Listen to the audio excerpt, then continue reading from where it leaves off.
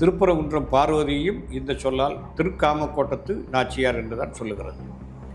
எந்த இடத்திலும் முருகன் கோயில் என்றோ ஸ்கந்தர் கோயில் என்றோ எந்த இடமும் சொல்லவில்லை. ஸ்கந்தர் என்பது முழுக்க முழுக்க சமஸ்கிருதமயப்படுத்தப்பட்ட பெயர். இந்து சகரத்தை எடுத்துவிட்டு கந்தன் என்று சொன்னாலும் கூட அது சமஸ்கிருதத்திலிருந்து மருவிய ஒரு பெயர்தானே தவிர தனித்தமிழ் பெயர் அல்ல. தண்ணீர் தான் எல்லா பூஜைகளுக்கும் திருநாவுக்கரசர் பாடலில் பூவும் மலரும் இட்டு அர்ச்சிக்கிறது. பூவும் மலரும் தான் நம்முடைய அர்ச்சனை. அது முக்கியமான மாற்றம். அவர்களுடைய இந்து பண்பாடு என்பது என்ன செய்கிறார்கள்? நெய்யும் நெருப்பும். நெருப்பு முதன்மை. முற்றிலும் நெய்யை ஊற்றி நெருப்பிட்டு எல்லாவற்றையும் போட்டு அழிப்பது தான் அவருடைய வழிபாட்டு முறை. ஓகே, நாம் உருவாக்குவது நமது வழிபாட்டு முறை, அழிப்பது அவருடைய வழிபாட்டு முறை. நீங்கள் 100 ஆண்டு 300 ஆண்டு 800 ஆண்டு சொல்கிறீங்க, 1000 ஆண்டு வச்சுக்கோங்க. அதுக்கு முன்னாடி இந்த கோயில் இந்து கோயில் தானே அது. அப்போ அதுக்கு முன்னாடி தர்கா எங்கே இருந்துச்சு, மசூதி எங்கே இருந்துச்சு, அப்படி ஒரு கொஸ்டின் பண்ணுறாங்கல்ல. வந்தேரி தானே இஸ்லாம், அதுக்கு முன்னாடி நம்ம இந்து கோயில் தானே, அந்த கிளைமேட் என்ன தப்புன்னு ஒரு கொஸ்டின் பண்ணுறாங்க. பின்னோக்கி போகிறோம், எங்கள் கோயில் தானே என்று சொன்னால் அப்படி என்றால் எடுத்துக்கொள்ளுங்கள். நான் இதே மாதிரி சொல்கிறேன், எங்கள் கோயில் தானே, தென்மரகுன்றத்தை விட்டு விடு, சமணர் கையில் கொடுத்து விடு, குறிக்க முடியுமா? எங்கெங்கெல்லாம் ஆக்கிரமிப்பு செய்திருக்காங்க அதெல்லாம் விட்டு விடு. இப்போ அழகின் கோயிலே பௌத்தர் கோயில் இருக்கிறார், தோப்பா பௌத்தரிடத்தில் கொடுத்து விடு, ஒத்துக்கொள்கிறாயா? கோயிலாக விழும்பு நாட்டு குரண்டி இன்று காரியாவட்டி ஆவியூரிலிருந்து போனால் குரண்டி என்ற ஊர் இருக்கிறது. அங்கே ஒரு மலை இருக்கிறது, இப்போ சின்ன மலையாக இருக்குது. அங்கிருந்த கோயிலை இடித்து திருச்சுவைக்கு பக்கத்தில் திருச்சுவை பள்ளிமடம் என்ற இடத்துல சுந்தரபாண்டியர் பள்ளிப்படை ஈஸ்வரன் என்று ஒரு கோயிலை கட்டியிருக்கார். இதை செய்தவர்கள் யார்? இஸ்லாமியர்கள்.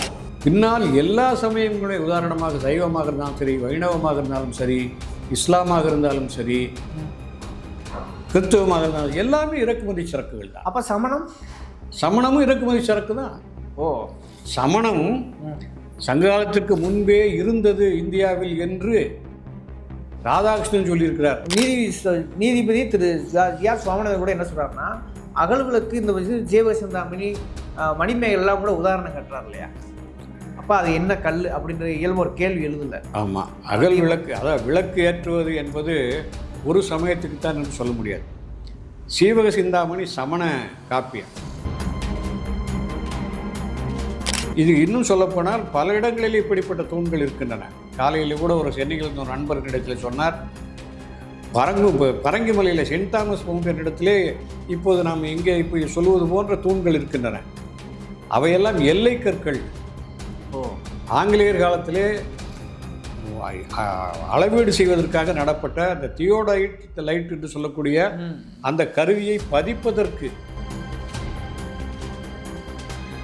எனவே இதை வைத்துக்கொண்டு இவையெல்லாம் தீபத்தூண்கள் என்று சொல்வது விதண்டாவாதம். இந்த தீபம் ஏற்றுகிற பிரச்சனையை சொன்னால், நாயக்கர் காலத்திலே மேலே 2 தூண்கள் நிறுவப்பட்டு, அதை இப்போது கூட நீங்கள் பார்க்கலாம். அது ஒரு தூணிலே அனுமார் உருவம் இருக்கிறது. உச்சி பிள்ளையார்கள் பக்கத்திலே ஒரு தூண் நிறுவப்பட்டிருக்கிறது. தூணின் கீழே ஒரு கல்வெட்டு இருக்கிறது. சுமார் 300 400 ஆண்டுகளுக்கு முற்பட்ட கல்வெட்டு. இந்த தூணிலே புண்ணியவான்கள் தீபம் ஏற்றலாம் என்று அந்த கல்வெட்டு செய்தி இருக்கிறது.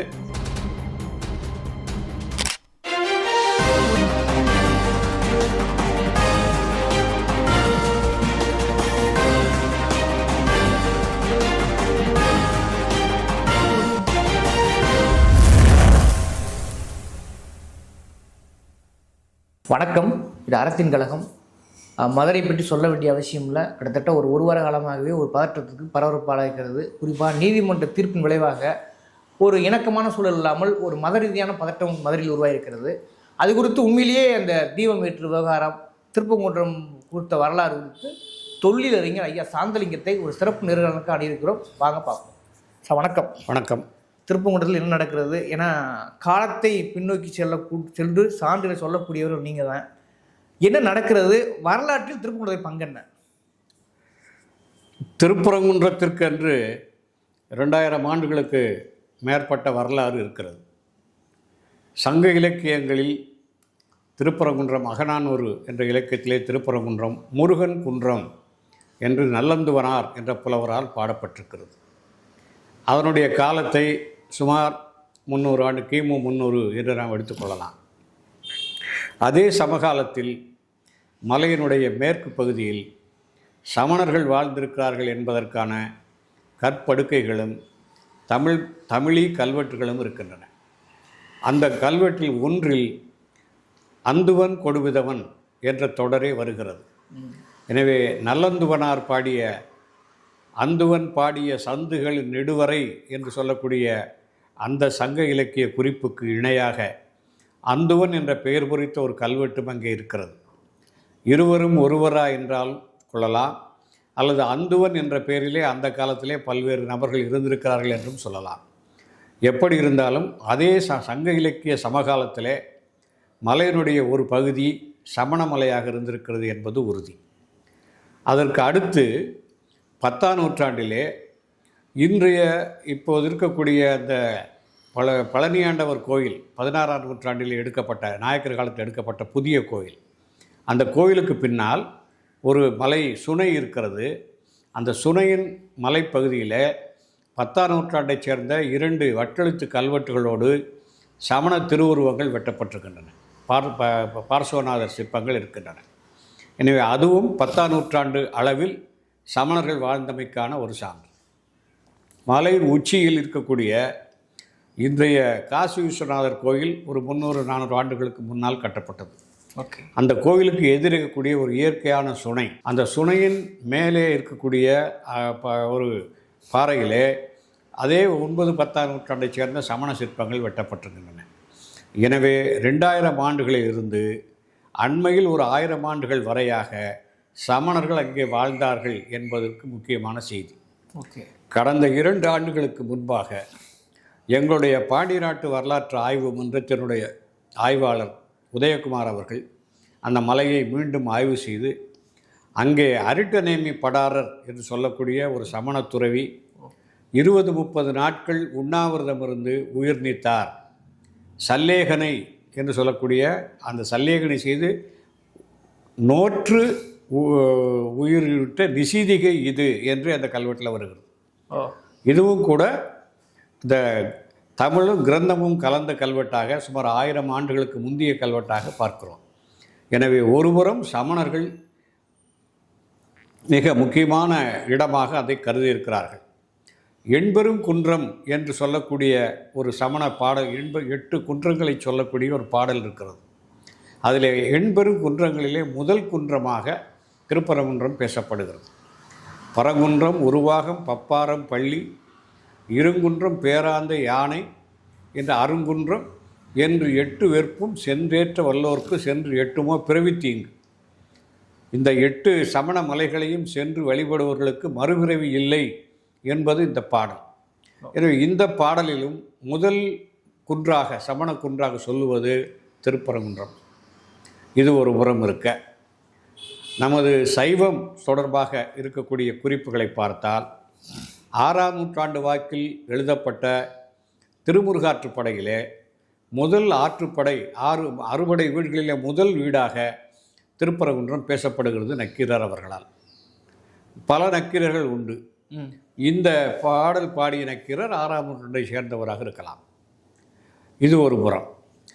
அதற்கடுத்த வரலாற்று சான்று என்று சொன்னால் தேவார பாடலாசிரியர்கள் மூவரும், ஞானசம்பந்தர், அப்பர், சுந்தரர் மூவருமே அந்த கோயிலுக்கு சென்று பாடியிருக்கிறார்கள். அவர்கள் அந்த கோயிலை சிவன் கோயிலாகத்தான் பாடியிருக்கிறார்களே தவிர முருகன் கோயில் என்று பாடவில்லை. எனவே அந்த பாடல் பிறந்த காலம் 7ஆம் நூற்றாண்டு. அதற்கு அந்த பாடலை அடிப்படையாக வைத்து 773 கிபி 773 8ஆம் நூற்றாண்டின் கடைசி கட்டத்தில் இப்போது இருக்கக்கூடிய குடைவரை கோயில் சாத்தன் கணபதி என்ற தளபதியால், பாண்டியனுடைய தளபதியால் குடைவிக்கப்பட்டது. அவரோடு அந்த காலத்தில் ஆட்சி செய்த மன்னர் பராந்தக நெடுஞ்சடை வரகுணன். அவர் 768 815 வரை ஆட்சி செய்தவர். அவருடைய 6வது ஆட்சி ஆண்டில், அதாவது 773 அவருடைய சாமந்த பீமன் என்று சொல்லக்கூடிய தளபதி சாத்தன் கணபதி என்பவரால் உருவாக்கப்பட்டது இந்த கோயில். அவருடைய மனைவி நக்கன் கொற்றி என்பவரால் இத்தோடு ஜேஷ்டா கோயிலும் துர்க்கை கோயிலும் எடுக்கப்பட்டது என்று அந்த கல்வெட்டு குறிப்பிடுகிறது. 2 துண்டாக ஒரு கல்வெட்டு தமிழ் வட்டெழுத்திலும் இன்னொரு இதே செய்தி சொல்லக்கூடிய கல்வெட்டு சமஸ்கிருதத்தில் கிரந்தத்திலும் வெட்டப்பட்டிருக்கிறது. எனவே இந்த தேவார பாடல் எழுந்த பிறகு அந்த பாடல் சொன்னபடி இந்த கோயிலை உருவாக்கியிருக்கிறார்கள் பாண்டியர் காலத்தில். எனவே இப்போது நாம் இந்த திருப்பரங்குன்றம் மலையினுடைய தலைமை கடவுளாக முருகனை இப்போது சொன்னாலும் கூட, ஆனால் முறையாக சொல்ல வேண்டும் என்று சொன்னால் சிவன் கோயில் தான் அது. ஏனென்றால் அதற்கு பின்னால் வந்த பாண்டியர்கள் அந்த கோயிலை விரிவாக்கம் செய்தபோது அம்மனுக்கும் ஒரு கோயிலை கட்டினார்கள். அதிலே சொல்லக்கூடிய கல்வெட்டுகளிலே திருப்பரங்குன்றமுடைய நாயனார் கோயில் என்றுதான் சொல்லப்பட்டிருக்கிறதே தவிர, திருப்பரங்குன்றமுடைய நாயனார் என்று சொன்னாலே திருப்பரங்குன்றத்திற்குடைய உரிய இப்போதுள்ள திருப்பரங்குன்றம் குடைவரை கோயில் 5 தெய்வங்களுக்காக பஞ்சாயத்து கோட்பாட்டின் அடிப்படையில் 5 தெய்வங்களுக்காக எடுக்கப்பட்ட ஒரு குடைவிக்கப்பட்ட கோயில். அதில் கிழக்கு பார்த்த ஒரு கருவறை இருக்கிறது. அதில் சிவலிங்கம், மேற்கு பார்த்த கருவறையிலே பெருமாள், நடுவில் இருக்கக்கூடிய 3 மாடங்களை கொண்ட இந்த மண்டபத்தில் முதலிலே விநாயகர், 2வது துர்க்கை, 3வது முருகன் என்று சொல்லக்கூடிய 5 தெய்வங்களுக்கமாக இந்த கோயிலை 773 குடைவித்திருக்கிறார்கள். இதற்கான கல்வெட்டு தமிழ் வட்டெழுத்திலும் கிரந்தத்திலும் சமஸ்கிருத மொழியில் கிரந்தத்திலும் வெட்டப்பட்டிருக்கிறது. அதே குடைவரை தூண்களிலே இருக்கிறது என்றும் பார்க்கலாம். இந்த குடைவரைக்கும் பிறகு பாண்டியர் காலத்தில் 13ஆம் நூற்றாண்டிலே கோயில் விரிவாக்கம் செய்யப்பட்ட போது அம்மனுக்கென்று ஒரு குடைவரை ஒரு கோயிலை கட்டினார்கள். அந்த கோயிலிற்குரிய பாண்டியருடைய கல்வெட்டு அனைத்தும் இந்த கோயில் இறைவனை திருப்பரங்குன்றமுடைய நாயனார் என்று சொல்லுகிறது. எனவே திருப்பரங்குன்றத்திற்கான தலைமை கடவுள் என்பது சிவபெருமான் தான். அதே போல் அம்மனுக்கான செய்தியை சொல்லுகின்ற போது அந்த கல்வெட்டுகளிலே கோட்டத்து ஆவுடைய நாச்சியார் என்று சொல்லுகிறது. மீனாட்சி அம்மனை சொல்லுவது போலவே திருப்பரங்குன்றம் பார்வதியும் இந்த சொல்லால் திருக்காமக்கோட்டத்து நாச்சியார் என்று தான் சொல்லுகிறது. எந்த இடத்திலும் முருகன் கோயில் என்றோ ஸ்கந்தர் கோயில் என்றோ எந்த இடமும் சொல்லவில்லை. ஸ்கந்தர் என்பது முழுக்க சமஸ்கிருதமயப்படுத்தப்பட்ட பெயர். இந்து சகரத்தை எடுத்துவிட்டு கந்தன் என்று சொன்னாலும் கூட அது சமஸ்கிருதத்திலிருந்து மருவிய ஒரு பெயர்தானே தவிர தனித்தமிழ் பெயர் அல்ல. சரி, இதே நேரத்தில் மலையினுடைய தெற்கு பகுதியிலே ஒரு குடைவரை 8ஆம் நூற்றாண்டிலே வெட்டப்பட்டிருக்கிறது. அந்த குடைவரை சமணர்களுக்காக வெட்டப்பட்ட ஒரு குடைவரை. தமிழ்நாட்டிலேயே சமணர்களுக்கென்று ஒரு குடைவரை முதலிலே வெட்டப்பட்டது என்று சொன்னால் அது தென்பரங்குன்றம் குடைவரை தான். அங்கேயும் கிழக்கு பார்த்த ஒரு கருவறை. அந்த கருவறையிலே ஒரு சமண திருமேனி இருந்தது. இப்போது இல்லை. அந்த திருமேனியை மாற்றி இப்போது உமையாண்டார் என்று சொல்லக்கூடிய அர்த்தநாரியாக மாற்றியிருக்கிறார்கள் 13ஆம் நூற்றாண்டு அளவிலே. எதை வைத்து சொல்லுகிறோம் என்று சொன்னால், அந்த சிலைக்கு பின்னால் மலை தலைப்பகுதியிலே அந்த பிண்டி மரம் என்று சொல்லக்கூடிய அரச மரத்தினுடைய கிளைகள் இன்றும் அங்கே இருக்கின்றன. எனவே தொடக்கத்திலே 8ஆம் நூற்றாண்டிலே உருவாக்கப்பட்டது சமணர்களுக்கான கோயில். 13ஆம் நூற்றாண்டிலே சுந்தரபாண்டியருடைய ஆட்சி ஆண்டு 7 அதாவது 1623 பிரசன்ன தேவர் என்ற ஒரு சைவ துறவி வேண்டுகோளின்படி அதை சிவன் கோவிலாக மாற்றி தன்னுடைய பெயரால் சுந்தரபாண்டிய ஈஸ்வரம் என்று மாற்றி அந்த கோயிலுடைய நடைமுறை செலவுகளுக்காக பல கிராமங்களை கொடுத்தான். அதில் என்று சொல்லக்கூடிய புளியங்குளம், வேடர் புளியங்குளம் என்று சொல்கிறோம் அல்ல, தட்டார் புளியங்குளம் என்றெல்லாம் சொல்கிறோம். அந்த புளியங்குளம் என்ற கிராமத்தை அந்த நிர்வாக செலவுகளை கொடுத்தான் என்ற கல்வெட்டு இப்போது அந்த கோயிலே இருக்கிறது. 13ஆம் நூற்றாண்டுகளிலே ஏற்கனவே சமண கோயிலாக இருந்ததை சைவ துறவிகள் ஆக்கிரமித்து அரசரின் உதவியோடு ஒரு சைவ கோயிலாக மாற்றிவிட்டார்கள் என்பதற்கு அந்த கல்வெட்டு உதாரணம். சரி, அதற்கு பிறகு நாயக்கர் காலத்திலே திருமலை நாயக்கருடைய சிற்பம் இன்றும் திருப்பரங்குன்றம் குடைவரையனுடைய முன்னால் இருக்கக்கூடிய மண்டபத்திலே இருக்கிறது. எனவே அந்த திருப்பரங்குன்றம் குடைவரைக்கும் பாண்டியர்கள் கட்டிய அம்மன் கோயில் போன்றவற்றுக்கும் இடையிலே ஒரு கேப், ஒரு இடைவெளி இருந்திருக்கிறது. அந்த இடைவெளியை நிரப்புகின்ற வகையிலே ஒரு முன்மண்டபத்தை திருமலை நாயக்கர் கட்டி இரண்டையும் இணைத்திருக்கிறார் என்று நாம் பார்க்க வேண்டியிருக்கிறது. ஓகே. எனவே அங்கே இருந்த இப்போதற்குரிய தூண்களில் திருமல் நாயக்கர் இருப்பதற்கு காரணம் அவர் காலத்திலே அங்கே ஒரு திருப்பணி நடந்திருக்கிறது என்றுதான் பார்க்கணும். அதற்கு பிறகு நடந்த பல விரிவாக்க பணிகள் நாயக்கர் காலத்திலே செய்யப்பட்டிருக்கின்றன. இப்போதற்குரிய அந்த வீரப்ப நாயக்கர் அந்த இப்போதற்குரிய கோபுரத்தை கட்டினார் என்பதை இரண்டு பக்கம் இருக்கக்கூடிய கிழக்கு பக்கம் கோபுரத்தினுடைய வாயிலில் கிழக்கு பக்கம் ஒரு தமிழ் கல்வெட்டும் அதனுடைய எதிர்ப்பக்கம் மேற்கிலே தெலுங்கு கல்வெட்டும் இருக்கிறது. எனவே அதன் மூலமாக 1600க்கு உள்ளாக அந்த கோயில் 600லேருந்து 620க்கு உள்ளாக வீரப்ப நாயக்கரால் அந்த கோபுரம் கட்டப்பட்டது என்று பார்க்கிறோம். அதற்கு அடுத்து வரக்கூடிய தெய்வயானை மண்டபம் அது தெய்வயானை கல்யாணம் இருக்கக்கூடிய மங்கம்மாள் இருந்து பார்க்கக்கூடிய அந்த மண்டபம் மங்கம்மாள் காலத்திலே கட்டப்பட்டது. பல கோயில் பணிகள் இந்த காலத்திலே மாற்றம் செய்யப்பட்டிருக்கின்றன. நாம் நிறைய கோயில்கள் தமிழ்நாடு எங்கும் பார்த்தால் இப்போ தீபம் தீபம் என்று பேசுகிறோம். அப்போ முருகன் என்ற சொல்லாடல் முருகன் கோயில் எப்போ வந்து மறுபெற்றதா? அது இப்போது நாயக்கர் காலத்திலே பழனியாண்டவர் கோயில் என்று ஒரு கோயில் நான் ஏற்கனவே குறிப்பிட்டேன். அந்த கோயிலும் நாயக்கர் காலத்திலே கட்டப்பட்டது. ஓகே. இன்றும் பார்த்தால் அங்கு ஒரு திருமல் நாயக்கர் உருவம் அந்த கோயிலில் உள்ளே இருக்கிறது. ஏன் இதை கட்ட வேண்டிய அவசியம் ஏற்பட்டது என்று சொன்னால் அப்போது இருக்கக்கூடிய ஒரு மக்கள் ஏற்கனவே அந்த ஒரு சுனை என்று சொன்னேன். சுனையிலே 10ஆம் நூற்றாண்டைச் சேர்ந்த சமண சிற்பங்களும் கல்வெட்டுகளும் இருக்கின்றன. அந்த சுனையினுடைய முக்கியத்துவத்தை குறைக்க வேண்டும் என்பதற்காக கருதி இது அதற்கு அவருடைய முன் எதிராகவே இருக்கக்கூடிய மலைப்பகுதியிலே இந்த கோயிலை கட்டி வைத்திருக்கிறார்கள். எனவே நாயக்கர் காலத்தில் நிறைய மாற்றங்கள் ஏற்பட்டிருக்கின்றன.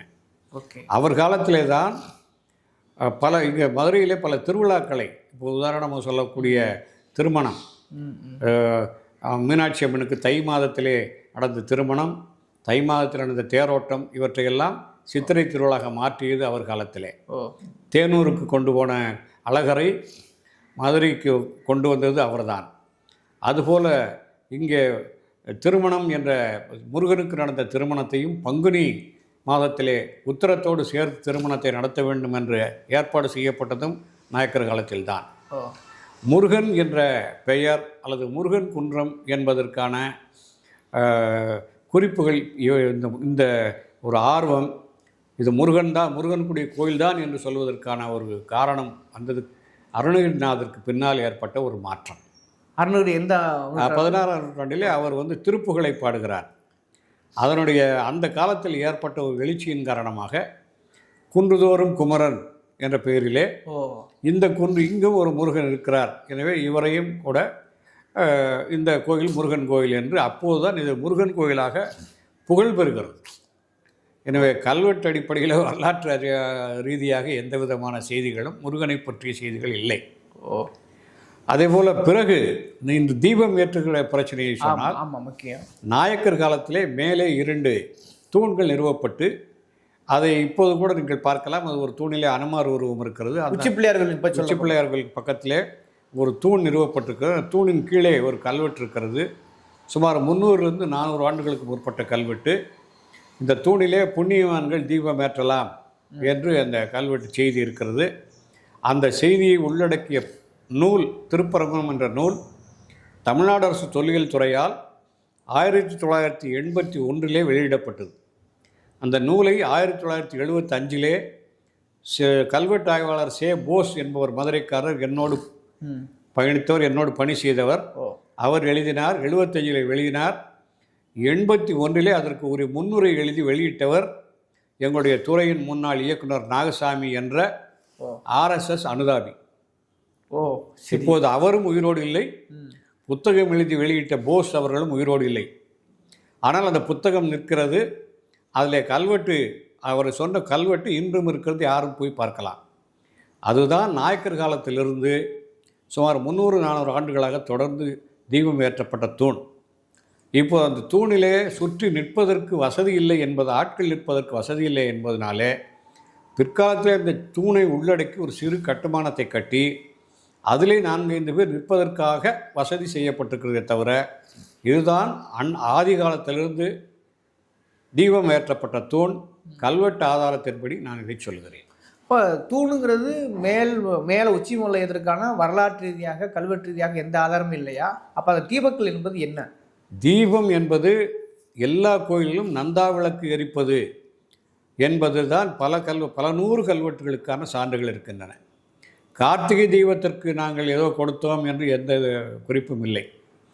கோயில் என்றாலே 24 மணி நேரம் தூங்காத விளக்கு, அணையாத விளக்கு, நொந்தா விளக்கு, நந்தா விளக்கு, நுந்தா விளக்கு என்றெல்லாம் சொல்லுவார்கள். இதற்காகத்தான் மக்கள் ஆடுகளையும் மாடுகளையும் பொன்னையும் பொருளையும் கொடுத்தார்களே தவிர கார்த்திகை தீபம் ஏற்ற வேண்டும் என்று வரலாற்று ரீதியான குறிப்புகளை நாம் பார்க்க முடியாது. இந்த தீபம் ஏற்றுவது ஒளி வழிபாடு என்று கூட எடுக்கலாம். அல்லது பெரும்பாலான குடைவரைகள் கோயில்கள் இருள்மயமாக இருக்கின்றன, ஒளியேற்ற வேண்டும் என்று சொன்னால் பல்வேறு அகல் விளக்குகளை கொண்டு ஏற்றுவார்கள். இன்றும் கூட நூற்றுக்கணக்கான அகல் விளக்குகள் எங்களுடைய அகழாய்வுகளிலே கிடைக்கின்றன. அது கோயில்களில் இருந்திருக்கலாம், எளிய மக்கள் வழிபாட்டில் இருந்திருக்கலாம், எளிய மக்கள் வீடுகளிலே இருந்திருக்கலாம் என்னெல்லாம் கூட சொல்லலாம். இங்கு இன்னொரு செய்தியை கூட சொல்ல விரும்புகிறேன். அயோத்தி அகழாய்விலே ஏராளமான அகல் விளக்குகள் கிடைத்தன என்ற ஒரு செய்தியை நாம் பார்க்கிறோம். அந்த செய்தியை அடிப்படையாக கொண்டு அப்போதைய இயக்குனர் நாகசாமி அவர்கள் அகல் விளக்குகள், இப்படி ஏராளமான அகல் விளக்குகள் கிடைக்கின்ற காரணத்தால் இது ஒரு ராமர் கோயிலாக இருக்க வேண்டும் என்று தன்னுடைய எண்ணத்தை வெளியிட்டு ஒரு பெரிய கட்டுரையை தினமலரிலே வெளியிட்டார். அயோத்தி அகழாய்வுகள் காட்டும் உண்மைன்னு சொல்லி. உடனே நான் ஒரு மறுப்பு எழுதினேன். சரி, அயோத்தி அகழாய்வும் அடுக்கடுக்கான பொய்களும் சரி என்று அப்போது நான் பணியில் இருக்கின்ற போதே இயக்குனர் நாகசாமியை எதிர்த்து ஒரு கட்டுரை எழுதினேன். சரி, ஆனால் பல பத்திரிகைகளுக்கு அனுப்பினேன், யாரும் அதை போடவில்லை. எனவே நான் அப்போது இருந்து அந்த கட்டுரை என்னிடத்தில் தான் இருக்கிறது. நீங்கள் என்ன சார்ந்து சொல்லியிருக்கீங்க? அது நான் அகல் விளக்கு எங்கே தோன்றினாலும் கிடைக்கும். ஓ, ஒரு கட்டுமானத்தின் மீது இன்னொரு கட்டுமானம் வந்தது என்பதுதான் அடிப்படையான தொல்லியல் சான்று. இப்போ கீழடியிலே நம்ம 2600 ஆண்டுகளுக்கு முன்பிருந்து மக்கள் வாழ்க்கை இருந்திருக்கிறது என்று சொன்னால் 200 ஆண்டுகளுக்கு ஒரு முறை 200 ஆண்டுகளுக்கு ஒரு மண் அடுக்கு என்று ஒரு இருக்கிறது, ஸ்ட்ராட்டிகிராஃபிக்கல் ஸ்டடி. ஓகே, அந்த மண் அடுக்கின் அடிப்படையில் பார்த்தால் ஒரு பண்பாடு அழிந்து இன்னொரு பண்பாடு உருவாகிறது. ஏற்கனவே இழிந்து போன ஒரு வீட்டின் மீது இன்னொரு வீடு புதிதாக கட்டுகிறோம். இப்போது நாம் ஒரு கூரை வீட்டில் இருந்தோம், வசதி வருகின்ற போது ஓட்டு வீடாகிறது, இன்னும் வசதி வந்தால் அது கான்கிரீட் வீடாகிறது. ஒரே நமது பூர்வீக இடத்தில் இப்படி மாற்றி மாற்றி கட்டுகிறோம். இதுதான் பண்பாட்டு வளர்ச்சி. அதுபோல் அந்த இடத்திலும் கூட, அயோத்தி இடத்திலும் கூட ஏற்கனவே ஒரு கோயில் இருந்தாலும் கூட அது அகல் விளக்கை மட்டும் வைத்துக்கொண்டு அது சிவன் கோயில் என்றோ வைணவ கோயில் என்றோ எப்படி தீர்மானிக்க முடியும்? ஏன் அது ஒரு பள்ளியாக இருக்கக்கூடாது? ஏன் அது ஒரு மடமாக இருக்கக்கூடாது? ஏன் அது ஒரு பள்ளிவாசலாக கூட இருக்கக்கூடாது? எனவே ஒரு அகல் விளக்கை மட்டும் வைத்துக்கொண்டு அதற்கு ஒரு மத சார்பு சொல்ல முடியாது என்பது என்னுடைய வாதமாக அப்போது நான் எழுதினேன். ஓகே, இப்போ தீபம் மேலே உள்ள தீபத்தூர்னே தர்கா அருகில் சொல்கிறாங்க இல்லையா, அது தீபத்தூர்னா சர்வே கல்லுங்கிறாங்க, எல்லை கல்லுங்கிறாங்க. அது நீதிபதி திரு ஆர் சுவாமிநாதன் கூட என்ன சொல்கிறாருன்னா, அகல் விளக்கு இந்த ஜீவசிந்தாமணி மணிமேகல் எல்லாம் கூட உதாரணம் கட்டுறாரு இல்லையா. அப்போ அது என்ன கல் அப்படின்ற இயல்பு ஒரு கேள்வி எழுதலை. ஆமாம், அகல் விளக்கு, அதாவது விளக்கு ஏற்றுவது என்பது ஒரு சமயத்துக்கு தான் என்று சொல்ல முடியாது. சீவக சிந்தாமணி சமண காப்பியம். சமணவர்களுடைய கோட்பாடு தீபம் ஏற்றுவது அல்ல. ஏனென்று சொன்னால் தீபம் ஏற்றினால் அதிலே பல பூச்சிகள் விழும். அதற்காகத்தான் தீபம் ஏற்ற மாட்டார்கள். அவர்கள் தீபம் ஏற்றுவதற்கு முன்பாகவே இரவு உணவை முடித்துக் கொள்வார்கள் என்பதும் அவருடைய வழக்கம். என்றால் ஒளி என்றால் அது ஒளியோடு சாப்பிடும் அந்த தீபத்திலே பல பூச்சிகள் விழும் என்பதற்காக கொல்லாமையை வலியுறுத்திய நோக்கத்தின் காரணமாக தீபம் ஏற்றுவது இல்லை என்பது அவருடைய கோட்பாடு. எனவே குன்றத்திலே சிவக சிந்தாமணியை கூட சிலர் சொல்வார்கள், அவர் திருத்தக்க தேவர் மதுரையைச் சேர்ந்தவர் என்று. மதுரையைச் சேர்ந்தவர் அல்ல. திருத்தக்க தேவர் தஞ்சாவூரிலே அமைச்சராக இருந்தவர். அவர் எழுதிய அந்த காப்பியத்திலே குன்றத்திலே கோயில் எழுத திருப்பரங்குன்றம் என்று தான் சொல்ல முடியுமா? எல்லா குன்றங்களிலும் தீபத்தூண்கள் இருக்கின்றன. ஆனால் எப்போது ஏற்றப்பட்டது? இன்று மதுரையை எடுத்துக்கொண்டால் மிகச்சிறந்த உதாரணம் கீழக்குயில்குடி. அது மிக மிக முக்கியமான சமணத்தலம். அந்த மலையினுடைய உச்சியிலே ஒரு தீபத்தூண் இருக்கிறது. அது பார்த்தால் அந்த தீபத்தூணிலே எண்ணெய் விட்டால் ஒரு 100 மில்லி எண்ணெய் கூட தாங்காது. அந்த அளவுக்கு சிறிய ஒரு இடத்திலே தீபம் ஏற்றியிருக்கார்கள். இப்போது ஏற்றுவது இல்லை. ம், ம். இது இன்னும் சொல்லப்போனால் பல இடங்களில் இப்படிப்பட்ட தூண்கள் இருக்கின்றன. காலையில் கூட ஒரு சென்னையில் ஒரு நண்பர்களிடத்தில் சொன்னார், பரங்கிமலையில் சென்ட் தாமஸ் மவுண்டன் இடத்திலே இப்போது நாம் எங்கே இப்போ சொல்லுவது போன்ற தூண்கள் இருக்கின்றன. அவையெல்லாம் எல்லை கற்கள். ஓ, ஆங்கிலேயர் காலத்திலே அளவீடு செய்வதற்காக நடப்பட்ட அந்த தியோடைட் லைட் என்று சொல்லக்கூடிய அந்த கருவியை பதித்து 4 பக்கமும் திருப்பி மேலே திருப்பி பார்ப்பதற்கு வசதியாக உயரமான இடங்களிலே தூணை நட்டார்கள் என்று அவர்கள் அங்கிருந்து சொல்லுகிறார்கள். அதுபோல் திருப்பரங்குன்ற மலையிலே 6 இடங்களிலே அப்படி தூண்கள் இருந்து இப்போது 2 இடங்களில் இருப்பதாக நாம் பார்க்கிறோம். எனவே இதை வைத்துக்கொண்டு இவையெல்லாம் தீபத்தூண்கள் என்று சொல்வது விதண்டாவாதம். என்றால் உண்மையிலேயே 300 ஆண்டுகளுக்கு முன்பு திருமலை நாயக்கர் காலமோ அல்லது அதற்கு பின்பாகவோ ஒரு கல்வெட்டோடு கூடிய தீபத்தூண் இருக்கிறது. அதில் தான் தொடர்ந்து தீபம் ஏற்றப்பட்டு வந்திருக்கிறது. அதிலிருந்து இப்போது நாம் எந்த விதமான மாற்றத்திற்கும் கொண்டு போக வேண்டிய அவசியம் இல்லை என்பது என்னுடைய கருத்து. இப்போ கார்த்திகை தீபம் என்ற வழக்கு எப்போ வந்தது? இதுதான் இன்னைக்கு பேசும் பரல மாதிரி. கார்த்திகை தீபம் என்று இல்லை, கார்த்திகை திருவிழா என்று இருக்கிறது. மீனாட்சி அம்மன் கோயிலே கூட ஒவ்வொரு மாதமும் திருவிழா என்று சொல்கின்ற போது கார்த்திகை திருவிழா என்று குறிப்பு இருக்கிறது தவிர கார்த்திகை தீபம் என்ற குறிப்பை நான் பார்க்கவில்லை. இந்த பிரச்சனைக்கான மூல காரணம் என்னென்னா, குறிப்பாக இந்துத்துவ அமைப்புலாம் என்ன ஒரு பாயிண்ட் வைக்கிறாங்க, வாதம் வைக்கிறாங்கன்னா, அதாவது நீங்கள் 100 ஆண்டு 300 ஆண்டு 800 ஆண்டு சொல்கிறீங்க, 1000 ஆண்டு வச்சுக்கோங்க. அதுக்கு முன்னாடி இந்த கோயில் இந்து கோயில் தானே அது. அப்போ அதுக்கு முன்னாடி தர்கா எங்கே இருந்துச்சு, மசூதி எங்கே இருந்துச்சு, அப்படி ஒரு கொஸ்டின் பண்ணுறாங்கல்ல. வந்தேரி மதம் தான் இஸ்லாம், அதுக்கு முன்னாடி நம்ம இந்து கோயில் தானே, அதை கிளைம் பண்ணுறது என்ன தப்புன்னு ஒரு கொஸ்டின் பண்ணுறாங்க. அதனால தான் நாங்கள் இந்த இடத்துக்கு போராட வர்றோம், இழந்ததை மீட்பதற்காக வர்றோம்னு சொல்கிறாங்க இல்லையா? அதை எப்படி பார்க்குறீங்க நீங்கள்? தமிழர்களுடைய வரலாற்றிலே அல்லது வழிபாட்டு முறைகளிலே கோயில் என்ற வழிபாட்டு முறை இல்லை. அவர்கள் வழிபட்டது வீர வழிபாட்டை, நடுகர்லை, அதோடு தாய் தெய்வ வழிபாட்டை. தமிழ்நாட்டிலே கிடைத்த முதல் ஆதிச்சநல்லூர் அகழாய்விலே ஒரு செப்பாலான ஒரு பொம்மை கிடைத்திருக்கிறது. பெரிய வயிறோடு இருக்கக்கூடிய, மார்புகளோடு இருக்கக்கூடிய ஒரு பெண். அதை தாய் தெய்வம் என்று சொல்கிறார்கள். அதுபோல் பல தாய் தெய்வ உருவங்கள் அகழாய்வுகளிலே கையிலே குழந்தையோடும் பாலூட்டுவது போன்றும் கிடைத்திருக்கின்றன. எனவே தமிழருடைய தொன்மையான வழிபாட்டு முறை என்பது ஒன்று தாய் தெய்வ வழிபாடு அல்லது இரண்டாவது வீர வழிபாடு. வீர வழிபாடு என்பது தங்களுடைய நாட்டை, ஊரை காப்பாற்றுவதற்காக உயிரை மாய்த்து கொண்டவர்களை வழிபடுவது. இதுதான் ஆதி வழிபாடு. இந்த வழிபாட்டிலும் கூட அவர்கள் ஆடு அறுத்து படையல் போட்டிருக்கிறார்கள், மயிர்பீலி கொண்டு அதை அலங்கரித்திருக்கிறார்கள், பெயர்களை பீடும் பெயரும் பொறித்திருக்கிறார்கள். இதைத்தான் நாம் வழிபட்டிருக்கிறோமே தவிர அந்த காலத்தில் என்பது தொடக்க காலத்தில், நான் வரலாற்றுக்கு முந்தைய காலம் என்று கூட சொல்லுகிறேன். எழுத்துக்கள் வருவதற்கு முன்பாக இருந்தே சொல்லுகிறேன். அப்போது இப்படி கோயில் என்ற வழிபாட்டு முறையே கிடையாது.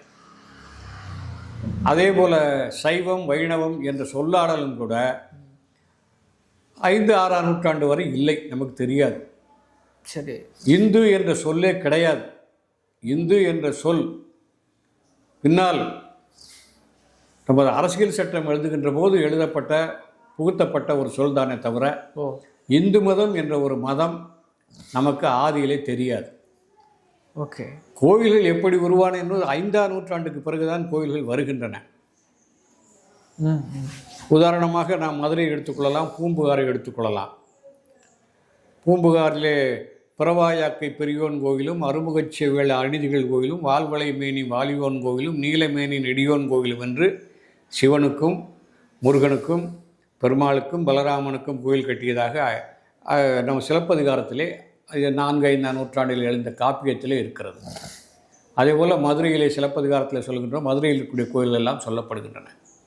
இவையெல்லாம் இறக்குமதி சரப்புகள். எங்களை பொறுத்தவரை, தமிழ்நாட்டை பொறுத்தவரை வடக்கிலிருந்து வந்த சரக்கு. இது சைவமே அப்படித்தான் சொல்றீங்க? ஆமாம், சைவமாக இருந்தாலும் சரி, வைண தொல்காப்பியத்திலே சொல்லுகின்ற போது, தொல்காப்பியத்திலே முருகன், குறிஞ்சி, முல்லை, மருதம், நெய்தல், பாலை என்று சொல்கின்ற போது 5 கடவுளை சொல்கிறார்கள். அதிலே முருகன், குறிஞ்சி நில கடவுள், மருதத்திலே இந்திரன், முல்லையிலே பெருமாள், மாலவன் தான், விஷ்ணுன்னெலாம் சொல்ல முடியாது, மாலவன், இது கொற்றவை, காளி, வருணன் என்று சொல்லக்கூடிய இந்த தெய்வங்களைத்தான் நாம் ஒரு பகுதிக்கு பார்க்கிறோம். இதை சேயோன் என்பதை பிறகு சேயோன் என்று சொல்வதை அதை நாம் முருகன் என்று சொல்கிறோம். இவர்களெல்லாம் அந்தந்த பகுதியினுடைய தலைவர்கள், அந்தந்த நிலப்பரப்பினுடைய தலைவர்களாகத்தான் பார்க்கிறோம்.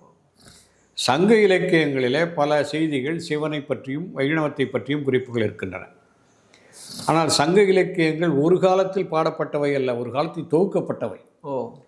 பல நூறு புலவர்களால் பாடப்பட்டவை. அப்படி பாடப்பட்ட போது சிவனை பற்றிய குறிப்புகளெல்லாம் உள்ளே நீலமணிமடற்று ஒருவன், முப்புறமெரித்த முதல்வன், ஆலமர் செல்வன், இவையெல்லாம் வடக்கிலிருந்து இறக்குமதி செய்யப்பட்ட தொடர்கள், கடவுளர்கள். அவர் நீலமணிமடற்று ஒருவன் என்று என்ன சொன்னார், புராணத்தின் அடிப்படையில் வந்த ஒரு கதை. அதை பால் கடலை கடைந்த போது முதலில் விஷம் வந்தது. அந்த விஷத்தை எடுத்து அவர் உண்டார். அதனால் உடனே அவர் பார்வதியை தொண்டையை பிடித்து கொண்டார், நின்று விட்டது என்று சொன்னால் அடிப்படையற்ற ஒரு அப்பட்டமான புராணம். அந்த புராணத்தின் அடிப்படையில் வடக்கிலே வழங்கப்பட்ட கடவுளர்களை இங்கு கொண்டு வந்து பாடல்களை புகுத்தினார்கள். அதற்கு முன்னால் சிவன் என்பதற்கு நமக்கு என்ன சான்று இருக்கிறது? சங்க காலத்திற்கு முன்னால் ஏதாவது கோவிலை சொல்லுங்கள். வாய்ப்பில்லை. அதுபோல் ஒவ்வொரு செய்திக்கும் பின்னாலும் ஒரு புராண கதை இருக்கிறது. நமது வழிபாட்டு முறை என்பது தொடர்ச்சியாக 10ஆம் நூற்றாண்டு வரை நடுகள் வழிபாடாக இருந்து, அந்த நடுகள் கூட யாருக்கு எடுக்கப்பட்டது? தன்னைத்தானே மாய்த்து கொள்பவர்களுக்கும் வழிபாடு நடுகள் எடுக்கப்பட்டது என்பதை நம்ம இப்போது இருக்கிற மதுரைக்கு பக்கத்தில் இருக்கக்கூடிய மடப்புறம் கோயிலே செய்தி இருக்கிறது. கல்வெட்டோடு சிற்பம் இருக்கிறது. அந்த மடப்புறம் கோயில்தான் சிலப்பதிகாரத்திலே பேசப்பட்ட ஐயை கோட்டம் என்று கூட நான் கருதுகிறேன். அந்த ஐயை கோட்டத்திலே கோவலனும் கண்ணகியும் சில நாட்கள் தங்கியிருந்து ஓய்வு எடுத்தார்கள். அப்போது அங்கே இருக்கக்கூடிய பல வேட்டுவ மக்கள், வலையர்னு சொல்லக்கூடாது, இன்றைக்கு வேட்டுவக்குடி மக்கள் வந்து அவர்களை வணங்கி அங்கே இருக்கக்கூடிய ஐயை என்ற காளிக்கு தங்களுடைய கழுத்தை அறுத்தறுத்து பலி கொடுத்தார்கள் என்று சிலப்பதிகாரம் சொல்லுகிறது. எனவே அதனுடைய தொடர்ச்சியாகத்தான் 9, 10ஆம் நூற்றாண்டிலே கழுத்தை அறுத்து கொண்ட வீரர்களுடைய சிற்பம் அங்கே இருக்கிறது என்று பார்க்கிறோம். இதெல்லாம் நமது தமிழர்களுடைய வழிபாட்டு மரபுகள். பின்னால் எல்லா சமயங்களுடைய, உதாரணமாக சைவமாக இருந்தாலும் சரி, வைணவமாக இருந்தாலும் சரி, இஸ்லாமாக இருந்தாலும் சரி, கிறிஸ்தவமாக இருந்தாலும் எல்லாமே இறக்குமதி சரக்குகள் தான். அப்போ சமணமும் இறக்குமதி சரக்கு தான். சமணம் சங்ககாலத்திற்கு முன்பே இருந்தது இந்தியாவில் என்று ராதாகிருஷ்ணன் சொல்லியிருக்கிறார். பழைய நமது குடியரசுத் தலைவர் அவருடைய நூலிலே சமணத்தினுடைய தொன்மையை 6ஆம் நூற்றாண்டோடு, கிமு 6ஆம் நூற்றாண்டு மகாவீரரோடு அடக்கிவிடக்கூடாது, அதற்கு முன்பாகவே இருந்தது என்று அவருடைய நூலிலே சொல்லியிருக்கிறார். அந்த சமணம் எப்போது எதுக்காக உருவாக்கப்பட்டது?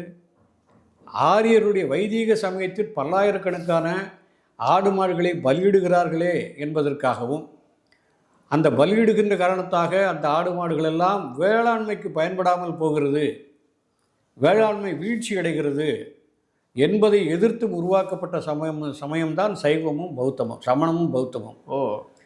அது வடக்கிருந்து இங்கு, அது வெளிநாட்டிலிருந்து இங்கு வரவில்லை. நாம் ஆரிய மதத்தை சொல்லுவோம், கைவர் போலன் கணவாய் வழியாக வந்தது என்று நாம் சொல்கிறோம், வைதிக மதத்தை. ஆனால் இது இந்தியாவிலே உருவான மதம், சமணம் பௌத்தமும். அது இந்தியாவில் உருவாகி உலகெங்கும் பரவியது. இந்த பௌத்தம் இல்லாத நாடுகளே இல்லை என்று சொல்லுங்கள். எப்படி தமிழர்கள் இல்லாத நாடுகளே இல்லை என்று சொல்கிறோம், அதுபோல் பௌத்தர்கள் இல்லாத நாடுகளே இல்லை. இதுதான் நமது வழிபாட்டு மரபே தவிர பின்பு வந்ததெல்லாமே நமது பிறகு திணிக்கப்பட்டவை தான். சிலர் இஸ்லாம் என்பது அண்மை காலத்திலே வந்த மதம் என்று சொல்லுகிறார். வெளிநாட்டு மதம் இருந்தாலும் கூட 8ஆம் நூற்றாண்டிலேயே பாண்டியர்கள் இஸ்லாம் மதத்திற்கு ஆதரவாக நிலங்களை கொடுத்து மசூதிகளை கட்டுவதற்கு உடன் இருந்தார்கள் என்பதை காயல்பட்டினம் கல்வெட்டுகள் சொல்லுகின்றன. 8லிருந்து 13ஆம் நூற்றாண்டு வரை அங்கு பல கல்வெட்டுகள், பாண்டியர் காலத்து கல்வெட்டுகள் இருக்கின்றன, அதை பார்க்கலாம். அப்படியானால் அந்த மதத்தை பாண்டியர்கள் தமிழர்கள் தானே, அவர்கள் ஏற்றுக்கொண்டார்கள் அல்லவா?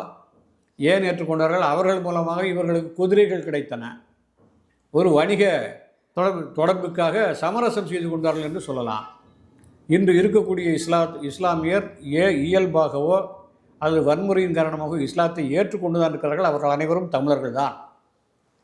தமிழ்நாட்டில் இருக்கக்கூடிய இஸ்லாமியர்கள் அனைவரும் பிறப்பால் தமிழர்கள். ஏதோ காலச்சூழ்நிலையில் அவர்கள் மத மாற்றம் நடந்ததே தவிர இன்றும் கூட எங்கள் மாவட்டம் ராமநாதபுரம் மாவட்டத்திலே பல கோனார்கள், பல தேவர்கள், மதம் மாறியவர்கள் இன்றும் நல்ல உறவோடு வாழ்ந்து கொண்டிருக்கிறார்கள்.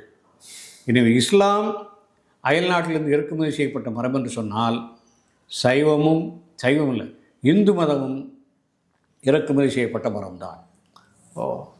தமிழர்களுக்குமே திணிக்கப்பட்ட தமிழர்களுக்கு திணிக்கப்பட்ட எளிமையான வழிபாட்டு முறை. மூதாதையரை வழிபட்டு வந்தார்கள், தாயை வழிபட்டார்கள், வீரர்களை வழிபட்டார்கள்.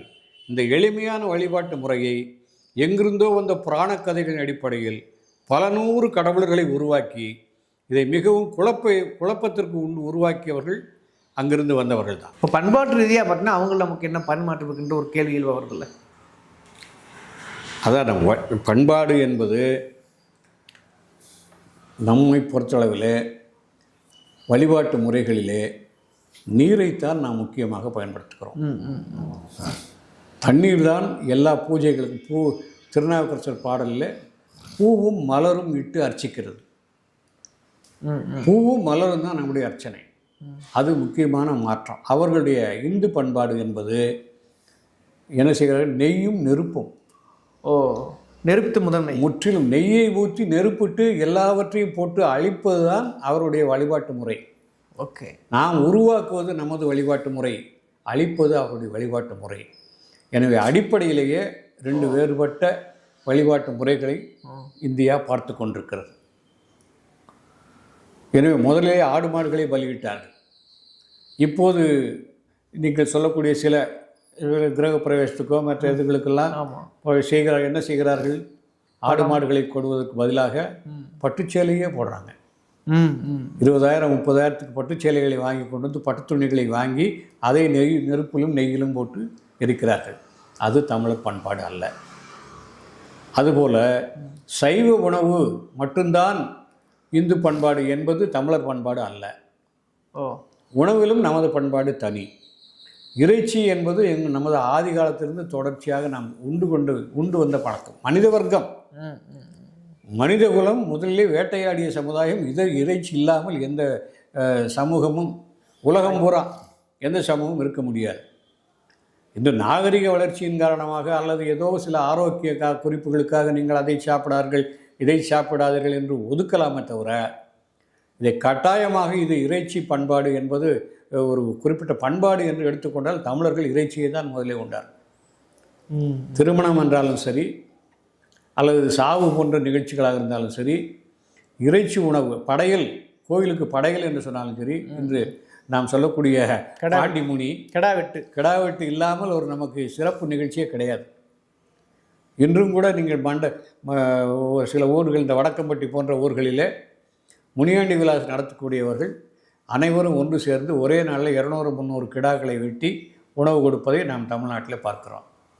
எனவே உணவாக இருந்தாலும் சரி, பருகும் நீராக இருந்தாலும் சரி, அல்லது வழிபாட்டு மரபாக இருந்தாலும் சரி, ரெண்டுமே வடக்கு வேறு தெற்கு வேறு. இது அந்த இஷ்யூவில் சொல்லி முடிச்சிடட்டுமா? ஓகே, இப்போ நீங்கள் சொல்லக்கூடிய வரலாறு தொடர்ச்சி முழுக்க அது முருகன் கோவில் இல்லாண்டிருக்க ஆதாரம், இஸ்லாம் வந்தேரி மதம்னாக்க குறிப்பாக எல்லா மதங்களும் வந்தேரி மதம் தான், சமணம் உட்பட எல்லாமே விமர்சிக்கிறீங்க. அப்போ இன்னைக்கு கிளைம் பண்ணுறாங்கல்ல, ஒரு நீதிமன்ற தீர்ப்பே வருது, அது தமிழோட மரபு அல்லது இந்துக்களுடைய புனிதம், அதை இலக்க பீட்டு சொல்கிறாங்க இல்லையா? இன்றைக்குள்ள இந்த இஷ்யூவை, இந்த மத பதட்டத்தை நீங்கள் எப்படி பார்க்குறீங்க ஒரு வரலாற்று ஆய்வாளர்?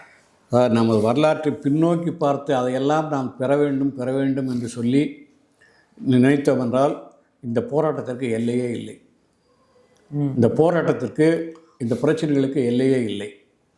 அன்று எப்படி நடந்தது? அன்று கோயிலை வைத்து கொண்டு தான் ஊரே இருந்தது. 2000 ஆண்டுகளுக்கு முந்தைய வரலாற்றிலிருந்து பார்த்தால் தமிழ்நாட்டில் 3 பெரும் பேரரசுகள் ஆட்சி செய்தனர். சேர, சோழ, பாண்டியர். அதற்கு பிறகு அவர்களுக்கு உதவியாக பல்வேறு சிற்றரசுகள் இருந்திருக்கிறார்கள். அதற்கு பிறகு படையெடுப்புகள் மூலமாக வெளிநாட்டிலிருந்து வந்த பலரும் படையெடுத்து, உதாரணமாக நாயக்கர்கள், ஒய்சாளர்கள், நாயக்கர்கள் என்று பலரும் படையெடுத்திருக்கார். பிறகு ஆங்கிலேயர்கள் வந்திருக்கிறார். இதை நாம் எங்கிருந்து எந்த இடத்துக்கு போவது என்று திரும்பி போவது என்பதை தெளிவாக முடிவெடுத்துக் கொள்ள வேண்டும். எங்கு போவது, சங்ககாலத்துக்கு போவது என்று சொன்னால் நாட்டை 3ஆக பிரித்து சேர சோழ பாண்டியர்களுக்கு கொடுத்து விடலாம். ஓகே, முதல்ல சேர சோழ பாண்டியர்கள் யார் என்பதை ஒரு பெரிய நீதிபதிகள் குழுவை போட்டு ஒரு முடிவு செய்யலாம். ஓகே, சரி. ஏனென்றால் இப்போது எல்லாவற்றுக்கும் நீதிபதிகள் தலையிடுகின்ற காரணத்தாலே என்னுடைய அபிப்பிராயம் சொல்கிறேன். தமிழ்நாட்டை ஆண்ட மூவேந்தர் யார், சேர சோழ பாண்டியர்கள் யார் என்பதற்கு ஒரு நீதிபதி ஓய்வு பெற்ற உச்ச நீதிமன்ற நீதிபதிகளை வைத்து ஒரு முடிவுக்கு வரலாம்.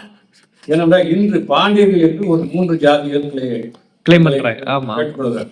சேரர்கள் என்று ஒரு சிலர், சோழர்கள் என்று சோழ நாட்டில் இருக்கக்கூடியவர்கள் சொல்கிறார். எனவே இதற்கு ஒரு முடிவை எடுத்துக்கொண்டு அந்தந்த கோயிலில் எந்தெந்த மன்னர் கட்டினாரோ அந்தந்த கோயிலை அந்தந்த மக்களுக்கு கொடுத்து விடலாம். இதுதான் இந்த பிரச்சனைகள் எல்லாம் தீர்வு. இதனால் அங்கிருந்து இங்கிருந்து அங்கு என்று போனால் இப்படித்தான் யோசிக்க வேண்டியது இருக்கும். நான் அண்மையிலே ஒரு பெங்களூரிலே இருக்கக்கூடிய ஒரு தமிழ் கல்வெட்டை படித்தேன். அதிலே ஒய்சால மன்னனுடைய கல்வெட்டு. அவன் தன்னை யதுகுல மன்னன் என்று சொல்லுகிறான், யாதவ குலம் என்று சொல்லிக் கொள்கிறான். இப்படி யாராவது அப்படி குலத்தை சொல்லிக் கொள்கிறார்களோ அவர்களிடத்தில் அந்த கோயிலுக்கு கொடுத்து விடுவான். அப்படி பார்த்தால் அந்த யதுகுல மன்னன் திருச்சிக்கு பக்கத்துல கடனூரை தலைநகராக கொண்டு ஒரு 25 வருஷம் ஆட்சி செய்தான். அதனால அந்த திருச்சி பகுதிகளில் யாதவர்கள் கையில கொண்டு விடலாம். பிரச்சனை ஆயிடாத தொடர்ந்து போனா யதுகுலம் என்று தன்னை கிளைம் பண்ணிக்கிறான். ஓகே, பாண்டியர்கள் சந்திரகுலம், சோழர்கள் சூரிய குலம் என்கிறான். ஆனா யாரும் தேவேந்திர குலம்னு எந்த மன்னன்னு சொல்லல. சந்திரகுலம் சூரியகுலம்னு சந்திரகுலம் யாரு சூரிய குலம் யாரு அப்படின்னு ஒரு முடிவுக்கு வாங்க, ஒரு பெரிய கமிட்டி போட்டு முடிவுக்கு வந்து நாட்டை அவங்க கொடுத்துருக்காங்க. கோவில்களை எதற்காக கட்டினார்கள்? அந்த ஊரை நிர்வாகம் செய்வதற்காக கட்டினார்கள். மூட நம்பிக்கைக்காக கோவில் கட்டப்படவில்லை. கிட்டத்தட்ட கோவில்ங்கிறது தலைமைச் செயலகம். கோவில் தலைமைச் செயலகம். அன்னைக்கு மாவட்ட நிர்வாகம் எப்படி பிறப்பு சேனல்களுக்கு அங்கே போற, இறப்பு சேனல்கள் அங்கே போற, ரேஷன் கார்டுக்கு போற, ஓட்டர் ஐடி போற எல்லா நிர்வாகமும் ஒரு குடைக்குள்ளே நடக்கிறது. அதுபோல அந்த காலத்திலே கோவில் தான் அந்த பகுதியினுடைய நிர்வாகத்தை தன்னுடைய கட்டுப்பாட்டை எடுத்துக்கொண்டது. கோவில் சொத்துக்கள், ஊர் சொத்து போற கோவில் சொத்து. நிலங்களை உழைப்பாளர்கள் கொடுத்துட்டு உழவு செய்ய கொடுத்தார்கள். ஆடு மாடுகளை போனவர்களை கொடுத்து வளர்த்து அப்பப்போ லீவ் கொடுத்து சொன்னார்கள். பூஜை பணிகளுக்காக பிராமணர்கள், சைவாச்சாரியர், சிவாச்சாரியர்கள் கூட நியமித்தார்கள். காவலர் பணிகளுக்காக இன்னும் சிலர் நியமித்தார்கள். இப்படி பல சமூகத்தை சேர்ந்தவர்கள் கோயில் வேலை கொடுத்தது. அதனால்தான் முன்னாடி எழுதியவர்கள் கோவில் இஸ் எ கிரேட் எம்ப்ளாயர் என்று எழுதினான். கோவில் ஒரு பெரிய நில உடைமையாளர், ஒரு முதலாளி, வேலை கொடுக்கக்கூடிய முதலாளியாக இருந்தது கோயில். இப்போ ஜனநாயக நாடு என்று இருக்கும்போது அதெல்லாம் மாறி நாம் இவ்வளவு தூரம் கடந்து வந்திருக்கிறோம். இந்த கண்ணோட்டத்தை பார்க்க வேண்டும் தான் பின்னோக்கி போகிறோம். எங்கள் கோயில் தானே என்று சொன்னால் அப்படி என்றால் எடுத்துக்கொள்ளுங்கள். நான் இதே மாதிரி சொல்கிறேன், எங்கள் கோயில் தானே, தென்மரகுன்றத்தை விட்டு விடு, சமணர் கையில் கொடுத்து விடு, குறிக்க முடியுமா? எங்கெங்கெல்லாம் ஆக்கிரமிப்பு செய்திருக்காங்க அதெல்லாம் நீ விட்டு விடு. இப்ப கலைஞர் கோயிலே பௌத்தர் கோயில் இருக்கிறார், தோப்பா பௌத்தரிடத்தில் கொடுத்து விடு, ஒத்துக்கொள்கிறாயா? பாண்டியர்கள் சகோதரர்கள் சுந்தரபாண்டியன், வீரபாண்டியன் அவர்களுடைய பங்காளி சண்டையின் காரணமாக, வாரிசு உரிமை சண்டையின் காரணமாகத்தான் மாலிகாப்பூர் படையெடுப்பு ஏற்பட்டது. அதன் மூலமாக தமிழ்நாட்டிலே பல கோவில்கள் இடிக்கப்பட்டன, கொள்ளையடிக்கப்பட்டன என்பதெல்லாம் ஆதாரங்கள் இருக்கின்றன. ஆனால் இதற்கு காரணமானவன் சுந்தரபாண்டியன் என்ற ஒரு தமிழ் பாண்டிய மன்னன். இன்னைக்குள்ள சொல்லணும்னா இந்து கல்வெட்டில் ஒரு பேர் இருக்கு, சுந்தரபாண்டியன் துருக்கர் படையோடு வந்தபோது என்று அவனுக்கு ஒரு களங்கத்தை கல்வெட்டு கற்பித்திருக்கிறது. ஓகே. எனவே அவர்கள் பல கோயில்கள் இடித்தார்கள் என்பதை நாம் ஒத்துக்கொள்கிறோம். கல்வெட்டு சான்றுகள் இருக்கின்றன. அதற்கு முன்பாகவே கட்டப்பட்ட கோயில், அதை யார் இடித்தது? சமண கோயில். குரண்டி திருக்காட்டாம்பள்ளி என்பது 8-9ஆம் நூற்றாண்டிலே மிக புகழ்பெற்ற கோயிலாக விளிம்பு நாட்டு குரண்டி இன்று காரியாவட்டி ஆவியூரிலிருந்து போனால் குரண்டி என்ற ஊர் இருக்கிறது. அங்கே ஒரு மலை இருக்கிறது, இப்போ சின்ன மலையாக இருக்குது. அங்கே இருந்த கோயிலை இடித்து திருச்சுழிக்கு பக்கத்தில் திருச்சுழி பள்ளிமடம் என்ற இடத்துல சுந்தரபாண்டியன் பள்ளிப்படை ஈஸ்வரன் என்று ஒரு கோவிலை கட்டியிருக்கார். இதை செய்தவர்கள் யார்? இஸ்லாமியர்களா? அதை தமிழன் தானே செய்தான். அவன் ஒரு பாண்டியனாகவோ அல்லது ஒரு நாயக்க மன்னனாக கூட இருக்கலாம். எனவே இந்த இடித்தல் என்பது எந்த ஒரு குறிப்பிட்ட சமுதாயமும் குறிப்பிட்ட மன்னர்களும் செய்தார்கள் என்பது அல்ல. தமிழ் மன்னன் இன்னொரு நாட்டை படையெடுத்து சென்றால் அந்த நாட்டை அழிப்பது. சுந்தரபாண்டியன் சோழ நாட்டை மீது படையெடுத்து சென்று என்ன செய்தான்? தஞ்சையும் உறந்தையும் செந்தழல் கொளுத்தி கழுதை கொண்டு உழுது கவடி விற்றினான். அவருடைய எதிரிகளுடைய மனைவிகளெல்லாம் அழுத கண்ணீர் ஆறாக பெருகி ஓடியது என்றெல்லாம் புகழாரம் சூட்டுகிறோம் அந்த மன்னனை. எனவே இது மரபு. சங்க காலத்திலிருந்தே ஒரு ஊரை தாக்குகிறோம், அந்த ஊரை தீக்கிரையாக்குவது, கால்நடைகளை எல்லாம் பிடித்து கொண்டு வருவது, இதுதான் போர் முறை என்பது ஆதியிலிருந்து இருக்கிறது. இஸ்லாமியர் வந்துதான் இதை செய்தார்கள் என்பது அபத்தம். இப்படியான ஒரு சிக்கலை இப்படி ஆரம்பித்தால் இந்தியா உட்படாது. வரலாற்று ரீதியாகவும் ஒரு அரசியல் ரீதியாகவும் கூக்குரல் மாநிலவியல் அடிப்படையிலும் எல்லா அடிப்படையிலும் பார்த்தீங்கன்னாக்கா பிரச்சனை அரசியல் மட்டும்தான் இருப்பது தெளிவாக தெரிகிறது. அப்படியே நீங்க பதிவு செய்திருக்கிறீர்கள். இது அப்படியே மக்கள் பாதிக்கும், ஏன் பக்தர்கள் பார்க்க விட்டு இந்த கூர்மையான விவாத சூழல் அறக்கலத்துக்காக நேரம் ஒதுக்கிறது. நன்றி.